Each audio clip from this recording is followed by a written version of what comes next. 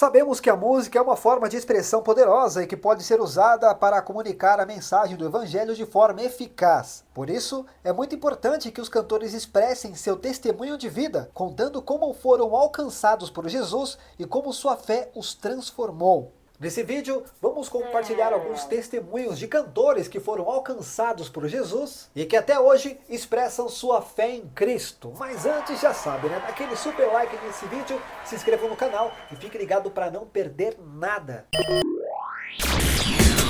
Isaías Saad cresceu na Assembleia de Deus em um ambiente tradicional. Acompanhou os pais até os 15 anos e quis viver a sua própria vida, ter experiências longe da igreja. Não ficou por muito tempo e aos 16 anos já estava de volta à casa do pai.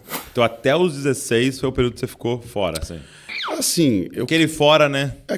eu acompanhei meus pais indo para a igreja assim, assiduamente até os 14 anos ali, Tá. 14 para 15. Então, dos 15 e 16 foi esse um ano, assim, um ano e meio, mais ou menos, onde eu quis sair, assim, sabe? Na verdade, eu quis viver experiências que eu me arrependo até hoje. Sim. Que se eu tivesse, tipo, a cabeça que eu tenho hoje, com certeza eu não viveria, sabe? Mas com 16 anos, uma menina da minha escola se converteu e me levou, tem uma igreja muito legal que tem uma prancha de surf, enfim. Uhum. Aí eu falei, vamos lá, né? Porque eu cresci nesse âmbito religioso tradicional também, né? Do tipo assim, cara, é tudo muito tradicional. Entendi. É terno, saia. Então, assim, na minha casa, o dia que minha irmã furou a orelha, assim, tem noção da treta que foi. Você tá brincando. Assim, fechou o pau na minha casa. Assim. É mesmo? É absurdo, assim. Porque tem esse tradicionalismo, né? A gente cresceu na Assembleia de Deus tradicional. Então, quando ela me convidou, mesmo estando fraco na fé, longe de Deus, eu falei, prancha de surf, igreja, tipo assim, qual que é esse rolê? Esse absurdo aí. Esse absurdo aí. Aí eu fui. E eu lembro que quando eu cheguei lá, eu vi as pessoas adorando a Deus, e tipo, com tatuagem, com brinco, toda aquela informalidade. Eu falei, como assim? Tipo, como Deus se apresenta para essas pessoas? Pode isso? Isso pode, mas aquilo fez uma inversão assim, de valores dentro da minha cabeça, inverteu muita coisa. Porque eu achava que Deus só podia se apresentar para determinado tipo de pessoas, para uma determinada denominação, enfim. E eu lembro que eu tive uma experiência com Deus aquele dia. E aí nunca mais saí de lá. Comecei a buscar Deus, participar de células e pequenos grupos, e enfim, depois entrei em ministério. E estou lá até hoje. Juliano Som é cantor e pastor.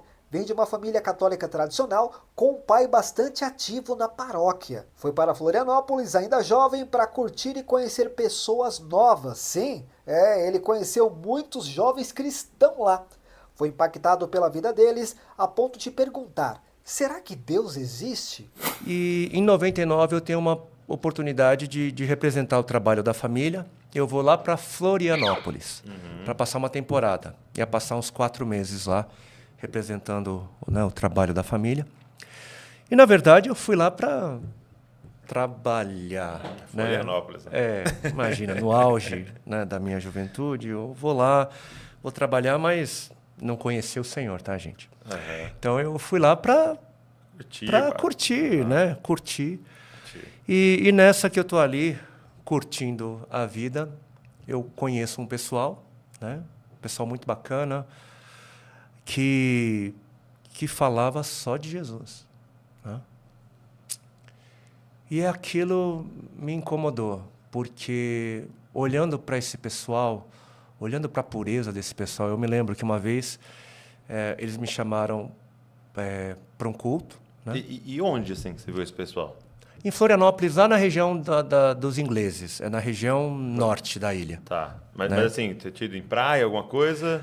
Tinha esse grupo lá? Na verdade, eu conheci o Cliff, que era uma pessoa ali da região, e ele era a pessoa que conhecia todo mundo. Né? Você começou a dar... E aí eu falei, Cliff, Sair, comecei a sair e tudo tal. E aí ele me apresentou esse pessoal da igreja. Né? E eu achei que a gente ia para balada com esse pessoal. Né? A gente foi numa pizzaria, né? E acabou a pizza, um sábado, a gente está indo embora. Eu, estou indo embora? Por que está indo embora? A gente está indo para a igreja amanhã, não sei o quê. Também vou para a igreja. O que tem? O que tem uma coisa a ver com a outra, né? Mas, enfim, depois a gente acaba se aproximando, né? A gente acaba saindo. E uma vez eles me convidaram, né, para ir para a igreja. Eu vou para a igreja. E depois da igreja, eles falaram, vamos lá em casa tomar um chá. Né? Vamos. Né? Uma juventude, né? Tomar chá. Bom, vamos, né? E quando eu fui lá, era chá mesmo. Entendeu? De novo, gente, eu não conhecia o Senhor. Eu era inocente nas coisas do Senhor. Entendi. Né? Então era chá mesmo e umas brincadeiras puras. Eu me lembro que naquela noite eu voltei pro lugar onde eu estava, né? Ali pro hotel. Eu coloco a cabeça no travesseiro. Eu me lembro da pureza, daquela interação. E, de repente, eu me vejo assim, prantos, assim, chorando copiosamente, né? E aquilo passa, tava precisando, né? Uma choradinha. De vez em quando, assim, chorar faz bem, né? Nem sabendo, inocente, não sabendo o que estava acontecendo já. Né? E essa turma começa a me convidar de forma assim recorrente. Quarta-feira, encontro de oração. Sexta-feira, não sei o quê. Sábado, encontro dos jovens. Domingo de manhã, eu tô lá. Todo culto, né? Tô ali, né? E convivendo com eles, eu percebo que eu dizia que eu tinha fé, que eu acreditava em Deus, mas eu vi que a minha fé era verbal. Né? A minha vida não falava. A minha vida falava que eu era um ateu, praticamente. Né? Quando eu vi o que era fé, o que era o amor a Cristo, quando eu vi o que era, né, viver segundo, né, o que se crê, eu falei, opa. E aí eu fui levado a questionar a minha fé. E quando eu questionei, eu falei, uau, eu não creio não. E aí a pergunta que surgiu foi, será? Será que Deus existe? Né? E aí eu continuei indo nos cultos, domingo de manhã, questionamento. domingo de manhã, domingo à noite, segunda, quarta, sexta, com eles ali. E a pergunta crescendo, na verdade, será que Deus existe? Aí eu me lembro que numa quarta-feira, eu estava lá sozinho num quarto e eu me coloquei a orar. Né? E pela primeira vez ali na minha oração, eu senti que tinha alguém do outro lado me ouvindo. E nesse momento de fé, a minha oração foi, Senhor, me ajuda. Porque eu não consigo acreditar no Senhor. A minha mente é muito limitada. O Senhor, a eternidade, os conceitos grandiosos do Senhor, eu não conseguia. Né? Eu falei, me ajuda. Deixa eu ouvir a tua voz. Deixa eu ver um facho de luz. Faz alguma coisa acontecer, né? E eu lembro que naquela noite fiquei cansado, acabei dormindo e não aconteceu nada. Né? Aí no dia seguinte, né, eu estou ali dirigindo e, de repente, como é que você pode pedir para mim um sinal? Né?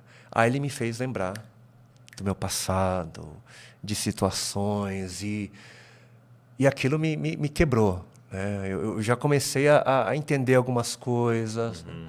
Mas aí chegou 19 de março de 2000, um domingo, lindo e ensolarado. E eu lembro que a gente foi fazer um passeio com o pessoal da igreja, ali numa das praias, né, de Florianópolis, uma caminhada.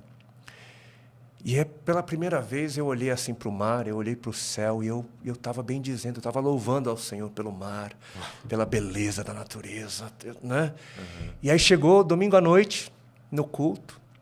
Imagina, depois de inúmeras vezes no culto, eu comecei a aprender algumas canções. Eu estava ali cantando e tudo que eu cantava era de coração. Né? E o pastor, o primeiro, né, o pastor Oswaldo, ele começa a ministrar. E eu me lembro que a primeira vez que eu vi o pastor Oswaldo, eu não fui com a cara dele.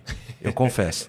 Pastor eu confesso. Né? A primeira vez que eu te vi, mas nesse dia, tudo que ele falava, puf, puf, puf, puf, puf. E quando eu me vi pego assim numa experiência, né, que eu não vou saber descrever muito bem, mas a única coisa que eu sei dizer é que quando aquilo estava acontecendo, eu ouvi no meu coração, filho, não era isso que você estava precisando? Né? Se era isso que você estava precisando para poder acreditar, né? Né? E naquele dia, naquela hora, as vendas caíram.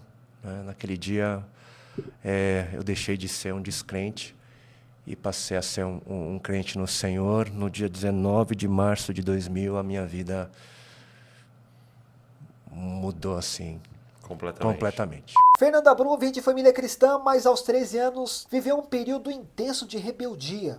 Foi ser atriz, fazer teatro, teve depressão, vontade de morrer e chegou até sofrer de um coma alcoólico, mesmo muito nova. A sua conversão foi literalmente sobrenatural, chegando a ser arrebatada e teve visão de anjos e demônios. E aos 5 anos eu cantava na igreja já.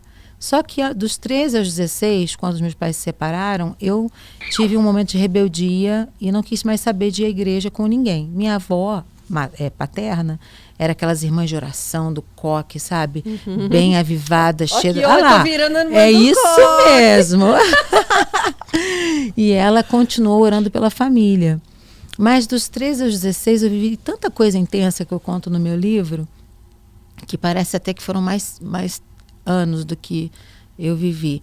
Eu fui para música secular, fui ser atriz, fiz teatro lá no Teatro Barra Shopping. E não frequentava a igreja nessa não ia época mais. Não ia mais. E a vida não ficou legal para mim. A depressão me pegou nessa época, muito álcool, vontade de morrer. Eu tentei algumas vezes algumas besteiras, né? Fui parar no hospital com coma alcoólico. Então, assim, essa fase dos 13 aos 16 anos, quando Jesus me salvou, foi uma fase bad. Foi uma bad daquelas de morrer mesmo. Jesus me salvou várias vezes nesse período. Você morava com seus pais nessa época? Eu morava com todo mundo. Eu morava na minha mochila. E olha só que interessante, porque essa Karina. é uma fase que eu acho que a grande maioria dos adolescentes passa, né? Essa fase de rebeldia. Passa. Às vezes dentro da própria casa, com causa, convivendo sem com causa. os pais. Exatamente. Então, e como foi esse período e como você saiu dessa fase, né? Pois é. Eu morava na minha mochila. Eu vivia na casa da minha avó, na casa da minha tia, na casa dos amigos, o tempo todo. Eu nem sabia que eu estava sendo preparada para ser missionária. Porque hoje eu vivo na minha mochila, na minha mala de novo, né, para todos os lugares. Sim. Mas o momento em que eu me converti é um ponto muito forte na minha vida até hoje, porque eu estava muito no mundo, estava completamente deprimida, acabada, e eu fiz uma oração, porque parecia até que em Deus eu não acreditava mais. Eu estava tão gelada, tão magoada, sabe? Por tudo, relacionamentos errados, pessoas que tinham um perfil abusivo emocionalmente falando. Então eu fiz uma oração: Senhor, se o Senhor é aquele mesmo Deus que eu servi com 5 anos de idade, que eu fui batizada com o Espírito Santo e falei em línguas, fala comigo. Você foi batizada com 5 anos também? Com línguas estranhas, foi algo forte. Com a minha avó, desde muito menina, eu vivia o poder do Espírito Santo, cura divina nas casas, sabe?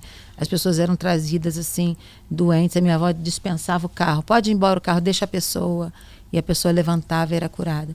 O que fez você se afastar, antes da gente voltar no que você falou? Se você já tinha essa vida, né, essa experiência tão forte, o que fez aos 13 você mudar de rumo? Assim, o divórcio dos meus pais. Meus pais eram muito firmes na igreja, era um casal muito perfeito para mim. Eu tinha uma idolatria por aquele relacionamento perfeito. Eu não conseguia ver falhas nos dois. Eles eram chamados de casal 20. E aí, quando eles se divorciaram, aquele meu mundo caiu. Uma decepção forte. Foi forte. Até eu perdoar os meus pais, que foi um outro caminho. Até eu perdoar meu pai e minha mãe por tudo que tinham escolhido para a vida deles, né? Não era algo que eu tinha que perdoar por minha causa. Eu tinha que perdoar porque eles não são perfeitos. A gente tem os pais que a gente tem e é tudo que a gente tem. A gente tem que dar amor, carinho e tem que respeitar os pais, honrar os pais. Não é se eles forem perfeitos, não é se te tratarem bem, não é se nunca errarem, né? Você tem que tratar os pais e honrar os pais porque eles são seus pais. Né? Eu aprendi isso nessa fase que eu me converti. Então, o que me levou para o fundo do poço foi o divórcio dos meus pais, sim, e a minha rebeldia, porque eu não posso colocar só a culpa neles, né? A minha maneira de ver. Tem gente que passa uma boa por isso, olha, e continua com Jesus e entende que foi uma fatalidade, uma coisa que aconteceu, uma tragédia. Ninguém quer se divorciar. As pessoas não se casam para isso. Mas foi o fundo do poço mesmo para mim.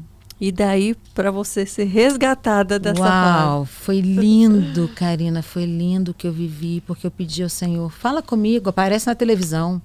Na televisão, É. você queria? Eu queria, e as coisas começaram a acontecer comigo. Eu pegava o ônibus, o motorista falava assim, menina, volta para a igreja.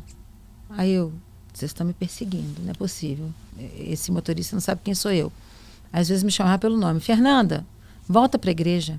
Eu parava na barraquinha de cachorro-quente, a moça do cachorro-quente falava para mim, você não foi feita para cantar no mundo, você é da igreja. Ela não sabia nem o que estava dizendo. Sim. Aí eu lembro que a minha turma, minha banda, começou a dizer, você tem voz de cantor gospel?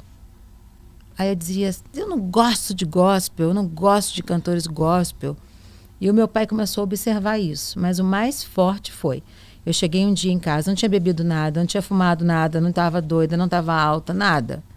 Eu cheguei em casa e falei, Deus, o Senhor me quer, fala comigo. Aí eu fui arrebatada, Karina. Como assim? Eu fui arrebatada, eu saí do meu corpo, comecei a andar pela casa, quando eu olhei o meu corpo estava na cama, e eu estava fora do corpo. Você estava orando, assim, falando com eu Deus. orei e quando fui veio- dormir.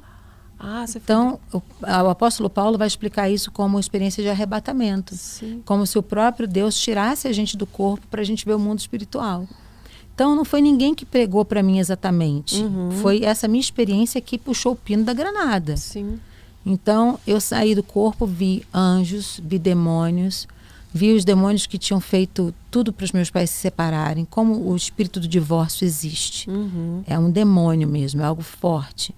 E eu vi o trabalho de feitiçaria que tinham feito para os meus pais. Eu comecei a andar na minha casa, E vendo tudo. vendo como se tivessem aberto os meus olhos, e eu começasse a ver assim, como eu vejo você, como eu vejo as pessoas. Eu vi os anjos, eu vi os demônios, eu vi a batalha que eles estavam travando contra a minha vida, e os anjos de Deus estavam fazendo força em meu favor. E aí, em dado momento, eu vi uma luz que atravessava a televisão que estava no meu quarto, na minha sala. Nessa hora estava na minha sala já. Eu conto isso no livro com muitos detalhes. Não tinha mais ninguém na sua casa ali? Não, minha mãe estava no quarto doente, deprimida. Eu vi, quando eu levantei, eu vi minha mãe deitada. E eu continuei andando na direção da sala. E você não ficou assustada no começo? Eu não Ou não, fiquei. estava tranquilo. Quando eu ia ficar com medo, escrevia assim no meu peito umas letras douradas. E eu sabia que era não temas, mas não era no meu idioma. Hoje eu entendo que estava em hebraico. Eu não sabia que existia, nem que existia o idioma hebraico. E eram letras como, sabe esses colares que a gente escreve o nome da gente, assim? De ouro ou de bijuteria, seja o que for. Só que aparecia aquelas letras grandes, assim, não temas, e era ao contrário. Só que eu conseguia ler no meu espírito. Gente. Não temas. E aí eu cheguei na sala, como boa filha de crente, quando eu vi um trabalho de feitiçaria feito contra os meus pais, eu fui jogar fora. Fui meter a mão para jogar fora. Naquela hora, os demônios começaram a rir de mim, porque eu não tinha autoridade para jogar aquilo fora. Os demônios começaram a rir de mim e eu fiquei chateada com aquilo, né? Falei, não pode, eu conheço o nome de Jesus. Eu conhecia o nome de Jesus. Eu não conhecia o Jesus poderoso que podia me salvar e que podia tirar os demônios dali. Sim. Eu não tinha base legal, né? A minha vida não condizia com aquilo que eu cria, com o que eu pregava. Sim. E às vezes até eu comunicava a algum amigo. Você dava legalidade para eles Para estarem eles ali fazerem. trabalhando. Exatamente. Então, eu não tinha nenhuma autoridade espiritual para aquilo. Quando eu vi que eu não ia sair daquilo, Karina, eu clamei no meu espírito, dentro de mim. Eu falei, o sangue de Jesus tem poder, Senhor, me socorre. Quando eu clamei, a porta da minha sala se abriu e parecia maior, e um anjo enorme apareceu na porta. Ele tinha cabelos para trás, assim como se ele tivesse um coque samurai, vamos dizer. Cabelos brancos como prata, assim, prateados mesmo, brilhava. Eu conto para você como se estivesse vendo agora. E uma roupa branca muito grande. Ele entrou, não falou comigo, não falou assim, diz o Senhor, não apontou para mim, não fez nada. Ele entrou, jogou fora o trabalho de feitiçaria, e tudo que tinha cor foi ficando em glória, foi ficando branco, branco, branco, branco. Nenhuma cor resistia àquela glória que ia entrando na frente do anjo. Ali eu tive certeza que Deus estava falando comigo. E uma luz me atravessou o peito quando ele saiu, tirou os meus pés do chão E eu fiquei no meio do caminho assim, e aquela luz era como voz de muitas águas, era como muita luz, era como uma voz de trombeta forte, grossa, era intenso em mim. E aquela voz falou comigo assim: não te deixes vencer, pois tu podes morrer sem a luz do céu ver. Lá do alto da cruz jorram raios de luz que te podem iluminar. Só então has de ver, nunca mais vais morrer, pois Jesus veio para te salvar. E me soltou. Nossa. Aí quando aquela luz me soltou, eu pensei, será que eu estou morta? Eu pensei. Mas eu sabia que eu não podia estar morta porque eu tinha que confessar Jesus. Uhum. Aí eu voltei para o meu quarto. E aquela mesma voz que escrevia em mim, aquela mesma palavra que aparecia, disse: deita na sua cama. Deus falou comigo. E o nojo de deitar no meu corpo, porque quando a gente está fora do corpo, a gente tem outra sensação do mundo espiritual. E a carne, né, miserável corpo dessa morte, é a nossa carne, o apóstolo Paulo vai dizer. Então eu deitei no meu corpo e bati sentada na hora. Eu fiquei mais de 8 horas nessa visão, durante o sono. Durante o momento que eu orei e deitei, até de manhã, quando eu acordei, e fui para casa do meu pai. Ele estava morando com a minha avó. E comecei a contar igual a metralhadora, contando tudo. E a minha avó lá na cozinha: glória a Deus, aleluia, glória a Deus, aleluia. Lembrando todos os detalhes, né? Porque você sabe que eu vi um vídeo essa semana justamente falando que como saber se realmente foi real uma experiência assim, né? Sobrenatural, se a mensagem realmente veio de Deus, que você lembra todos os detalhes, eu lembro, né? até hoje, tem 30 anos isso, 29 anos isso. E eu lembro que a minha avó estava em jejum há 3 dias. Olha, você vê como para tem Deus poder. falar comigo. E eu não sabia. E aí ela: glória a Deus, a voz grossa lá dentro, glória a Deus, aleluia. Aí meu pai me fez uma pergunta: o que você quer ser? Aí eu falei: eu quero ser pastora. Aí ele: mas com a vida que você está levando, você não pode ser pastora. Aí eu achei que era o meu trabalho. Então eu peguei o telefone, liguei pro Maurício, que fazia todas as minhas produções de secular, né, de música secular. Falei: não canto mais na banda, vocês precisam achar alguém para me subir. Bota o sub, manda o sub. Liguei pro teatro, a gente estava estrelando Shaimun, a Floresta Rosa. Shaimun e Floresta Rosa, isso. Eram duas peças de teatro infantil. E eu falei: coloca a minha sub. Que eu não sabia, mas ia ser a Fernanda Crispim, que hoje faz a voz da Fiona. Olha. É uma grande dubladora, uma mulher tremenda de Deus. Fez um clipe meu também comigo, né? Fez um clipe comigo, fazendo o meu personagem na infância e na adolescência. E eu larguei tudo e fui no show evangélico. Quem estava nesse show? Quem? Eixla. Eu sabia que essa hora ia chegar. Quem estava lá cantando? Eixla estava cantando no Altos Louvores, e o Emerson, que é meu marido, estava tocando. E eu, muito besta, dizendo que música secular não prestava, que era ruim, que era de má qualidade, que as pessoas eram muito bregas. Eu, Que a secular ou que a... A gospel. A gospel. Eu falava mal da música gospel. Olha que besta que eu era, toda dizendo que era de má qualidade e tal. Quando eu entrei, que eu vi o povo tocando e cantando, falei: que ignorância minha, gente, que pensamento mais altivo. E comecei a chorar na presença de Deus. E ali, a Eixla e o Emerson me ganharam para Jesus. A Lislane também estava, a irmã da Eixla. E eu comecei a cantar junto com eles e a chorar no Altos Louvores. Eu lembro que naquele dia eu comprei todos os... Não era CDs, era LPs, eram fitas cassetes. E eu entrei no meu quarto para orar. Eu só virava a fita de lado e continuava chorando. Virava e continuava chorando. Por 8 horas eu fui liberta ouvindo os louvores. Chorava e estava sendo liberta o tempo todo. E eu lembro que eu continuei tendo visões. Eu continuei vendo o poder do Espírito Santo no meu quarto. E ali, depois de 1 ano, 2 anos, andando com a Eixla, nós nos conhecemos, né?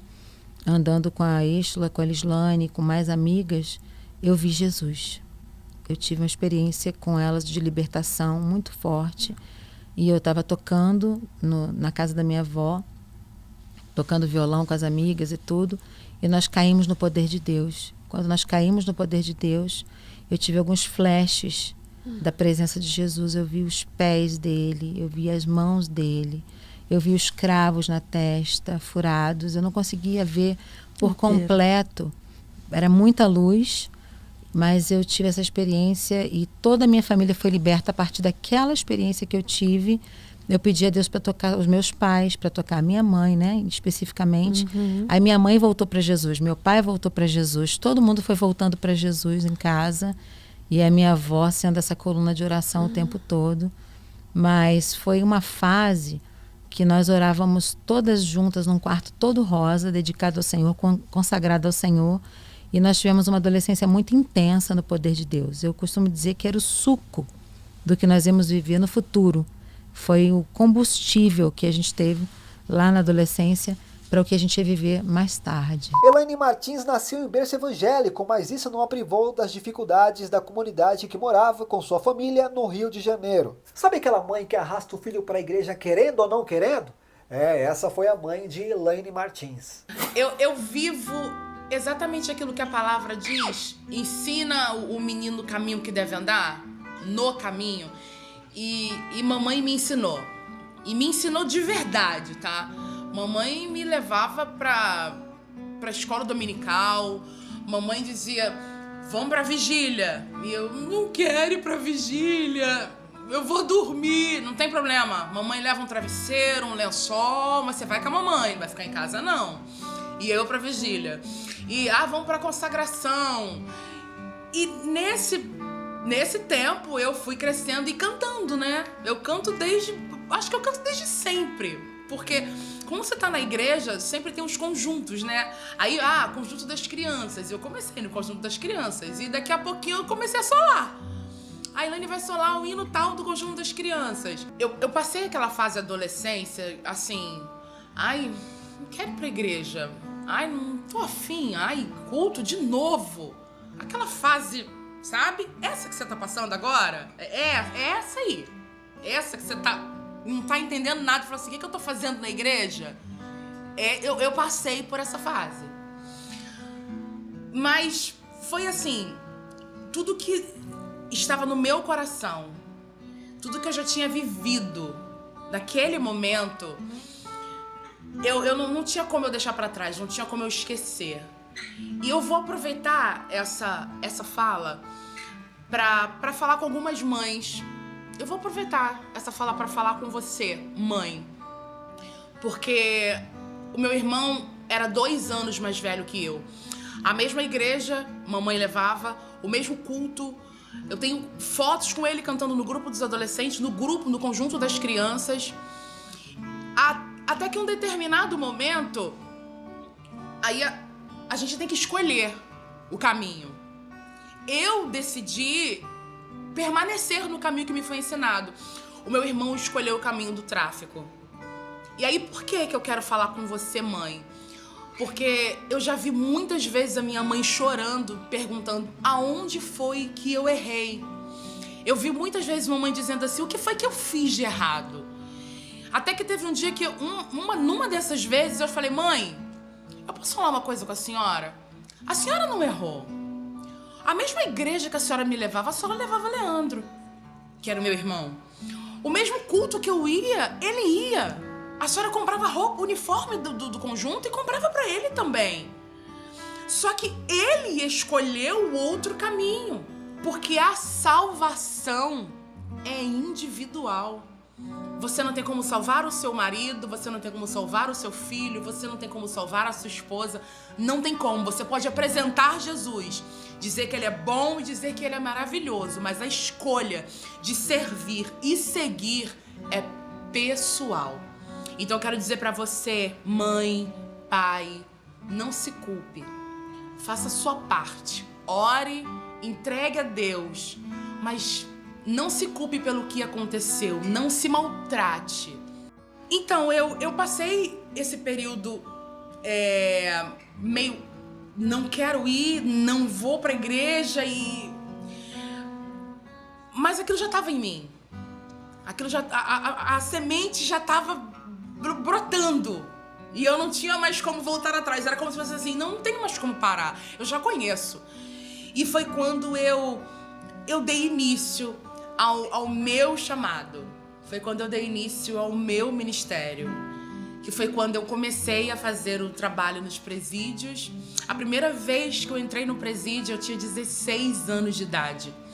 Eu fui... Essa semana, a gente está em 2021, dezembro de 2021, e eu fui na semana passada no presídio, e o presídio está fazendo 24 anos que eles montaram uma igreja dentro do presídio. E aí eu pensei, meu Deus, eu inaugurei essa igreja há 24 anos atrás. E hoje eu tenho o privilégio de, sabe, passar na rua e encontrar muitas pessoas dizendo assim, eu lembro de você, olha, eu tava no presídio e você pregou pra mim, olha, eu tava preso em tal lugar e através de você, você orou por mim, Deus me libertou, a minha família, olha, eu tô empregado, eu tô na igreja, eu não tô na igreja, mas eu não faço mais parte do tráfico, hoje eu sou um homem de bem, eu paguei as minhas dívidas, eu paguei a minha pena. Então isso pra mim é muito importante, é um trabalho que eu faço até hoje, porque foi ali que começou o meu chamado, que eu falei assim, é assim que eu vou começar a música, sabe? Eu comecei a cantar com todas as minhas forças, foi aí que eu me descobri. Uma das vozes mais conhecidas internacionalmente, Aline Barros praticamente nasceu em um lar cristão. Digo praticamente porque quando seus pais se converteram, ela tinha apenas 2 aninhos de idade. Diferente dos outros cantores que tiveram momentos de rebeldia, a família da Aline era envolvida com música e também com a igreja. Meu pai se converte, minha mãe depois logo em seguida aceita Jesus, tudo muda dentro da minha casa, né? O casamento dos meus pais estava assim, em colisão. Se não fosse Jesus, se não fosse a presença de Deus ali dentro, né, no relacionamento deles dentro daquela casa, provavelmente hoje não estariam juntos. E eu tinha 2 aninhos de idade quando isso aconteceu, meus pais se converteram. E eu comecei a ir para a igreja muito novinha, muito jovenzinha. A minha infância foi dentro da igreja, aprendendo das coisas de Deus, valorizando a casa de Deus, envolvida com a música, né? Dentro da igreja. Desde criança. Desde muito novinha, porque meu pai pegava o violão para tocar e eu ali junto com ele tocando e eu cantando. Como uma brincadeira, né, de criança ali junto com meu pai. E as coisas foram acontecendo muito naturalmente, Lu, muito naturalmente. E eu envolvida, meu pai começou a fazer parte da equipe de louvor na igreja. Muito, muito pequenininha ali já acompanhando meu pai, né? Sempre perto, sempre querendo estar junto. E foi assim a minha vida, a minha história desde criança. E sempre tudo acontecendo de forma muito natural, muito natural, nada foi programado, nada foi o pensado, não. Um dia eu quero ser cantora, um dia eu quero tá ali, levar, cantando, subir nos palcos. Não, nunca passou isso pela minha mente, assim. Deus foi guiando a minha vida, Deus foi colocando pessoas, né, minha própria família, né, para estar ali junto comigo e conduzindo para aquilo que já era projeto de Deus. Não falo nem só para minha vida, mas para minha casa, né, para minha família. Meu pai sempre envolvido com música, meu pai até hoje canta e toca comigo, a gente sai, ministra juntos. Minha mãe é aquela pessoa, mulher de oração. É a intercessora da família. Intercessora, sabe, que estava sempre presente ali, orando nos bastidores. Nunca aparecia, mas estava sempre na retaguarda, orando. Meu irmão, tem um irmão mais novo, que também é envolvido com música, Rafael. E a nossa família cresceu com essa essência, né?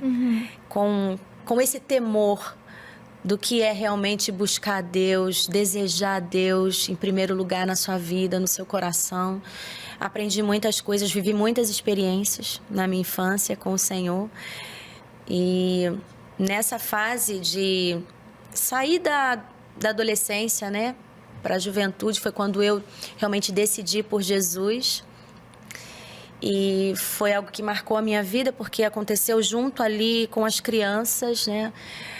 Esse processo todo, no ministério infantil, da igreja. E eu decidi, porque a gente tem que fazer as nossas escolhas, embora você tenha os seus ensinamentos, né? uma família que te ensina, que te apresenta ali os valores, os princípios, né? A palavra de Deus. Chega um determinado momento na sua vida que você tem que fazer a sua escolha. E eu escolhi caminhar com Jesus, eu escolhi entregar a minha vida para Ele, depender dEle. E vivi os melhores anos da minha vida, da minha juventude, adolescência, juventude com Jesus. E eu só agradeço a Deus por isso, porque não tem coisa melhor do que você entregar a Deus no auge da sua juventude, aquilo que você tem de melhor para Ele, né? No momento do seu ápice de força, de vigor, ali você está servindo a Deus, você está envolvida com as coisas de Deus. Me lembro que eu abri a mão de muitas outras coisas. E as outras meninas da minha idade nem entendiam muito bem, né? Mas eu falava assim, não, eu sei por que eu estou escolhendo isso. Eu sei o que eu quero. Eu sei o que realmente é valoroso para mim. Né? Jesus é a pedra de maior valor. A gente sabe que a presença dele é a nossa maior riqueza. E assim fui construindo, passo a passo, dia após dia, a minha história com o Senhor na minha vida. E posso dizer para você, não tem coisa melhor. E o que você achou desses testemunhos? Para você, faltou alguém dessa lista? Então aproveita para colocar aqui nos comentários, hein? Eu não preciso nem dizer para você dar um like nesse vídeo e se inscrever no canal para ficar ligado nos próximos conteúdos e não perder nada. Eu fico por aqui e até mais. Tchau!